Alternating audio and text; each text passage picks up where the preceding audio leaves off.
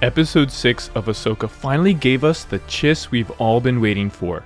Thrawn and Ezra made their debut as everyone travels to a new galaxy within the Star Wars universe for the first time in canon. The episode begins simply with the sounds of the Purrgil's calls coming through as they travel through hyperspace.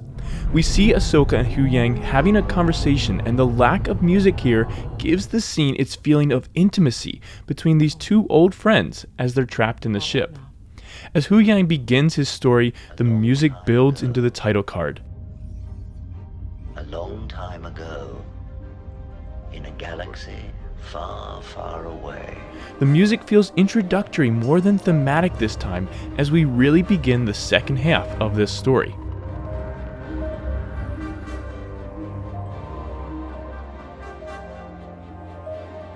The Sul Ponticello tremolo playing on the cello introduces us to Sabine in the next scene as she's being held prisoner. Eerie background music continues the scene, blending sounds from the east and west together. But as Baylan walks away, his theme more humorously plays through as he scoffs at Sabine's naivety. Hey! Hey! We had a deal! As the hyperspace ring departs from hyperspace, Morgan's theme comes through to announce the arrival of her creation to this new galaxy. The music underscoring the next part of this episode is worth mentioning because it's been with us through the entire series. I think it's actually a part of Morgan's theme, but it goes all the way back to the crawl at the beginning of episode 1.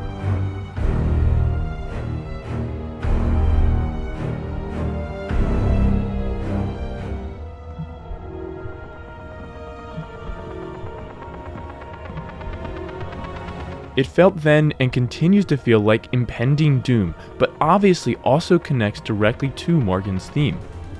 We hear a few more flourishes of her theme as they descend to the planet. Female voices and whispers begin to enter as well, foreshadowing the Night Sisters that we are about to meet and their magic. Her theme is given over to a phasing synth as they approach the witches, giving over her presence to something more sinister and horrifying. This is followed by eerie drones and over-processed distortions along with more synth proclamations of Morgan's theme. The silence returns as Sabine is left alone in her prison cell. As Baylan and Shin stand alone atop the tower, the descending half-steps return, but as Baylan opens up to Shin and we see a different side to both of them, choir carries through. It opens up our imaginations to everything possible on this planet, while also being haunting towards everything in Baylan's past. However, the descending half-step slowly returns throughout. As the Star Destroyer approaches, an ominous low drone is all we hear at first. But as we see the underside of the massive ship and have confirmed to us that this is in fact the Chimera, we begin to hear it, that iconic organ of Thrawn cutting its way through the soundscape. It becomes more and more prominent with the chord progression as he approaches on foot. However, we have yet to actually hear his theme. As the villains watch Sabine depart, we get the biggest Thrawn cue next as the organ comes in with the iconic oscillating intervals in the organ, demonstrating that he is still in control of everything happening. Just as promised. She is on a fool's errand.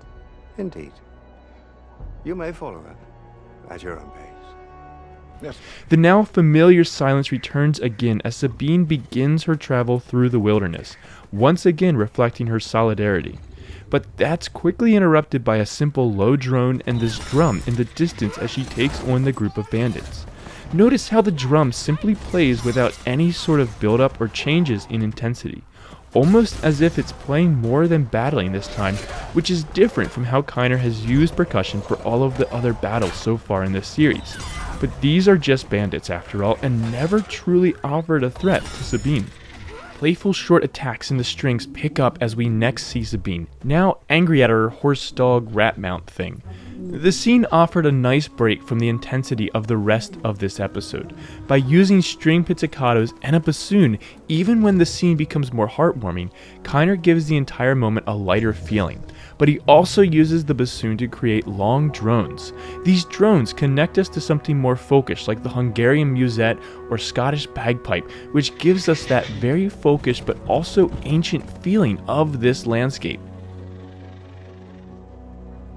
The bassoon returns for more jovial sounds as we see the rock turtle that just stole Frodo Baggins' clothes. We never feel a sense of threat here because of, again, the light and short attacks of the woodwinds and strings.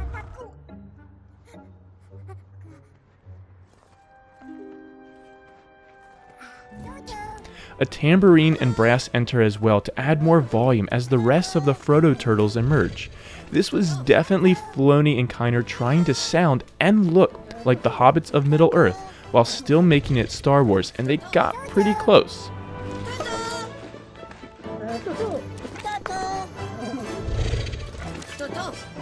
As we see Balin and Shin on the trail of Sabine, the descending notes return, changing the tone from light to dark instantly. Do you know the one she seeks so desperately?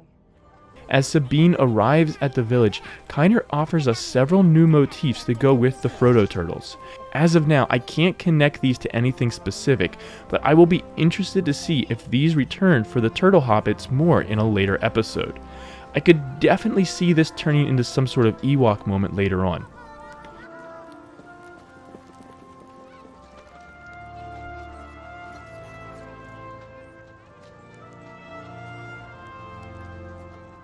Kiner underscores light and flurrying high woodwinds as we see Ezra Bridger himself. Kiner waits for the right moment to use Ezra's theme though, as Sabine and Ezra seem a little withheld momentarily. However, as they embrace, Ezra's theme calls out in the horns, resolved and confident.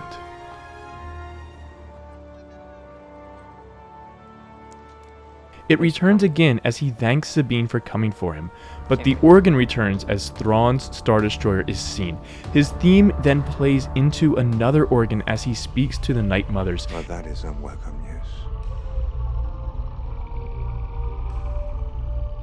It becomes even more frantic as the conversation continues and as he continues to weave more threads into his plan. And I was surprised that Thrawn didn't already know about Ahsoka Tano. Given everything he's learned about the Jedi Order and Anakin Skywalker especially as they went on several missions together, I would have expected that he would know who Ahsoka is, given that Anakin was her master. I want to know her background, history, home world, her master, everything. Yes, Grand Admiral.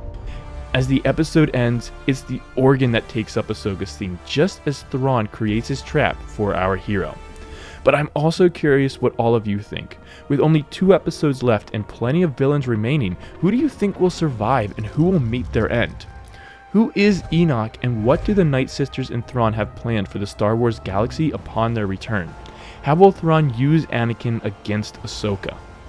Tell me in the comments below what you think and consider checking out my Patreon page using the link in the description where you can help support this channel for as little as $1 a month or download PDFs and MP3s of projects as I complete them along with other perks at higher tiers.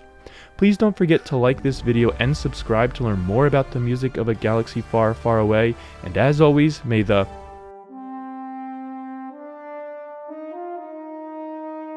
be with you.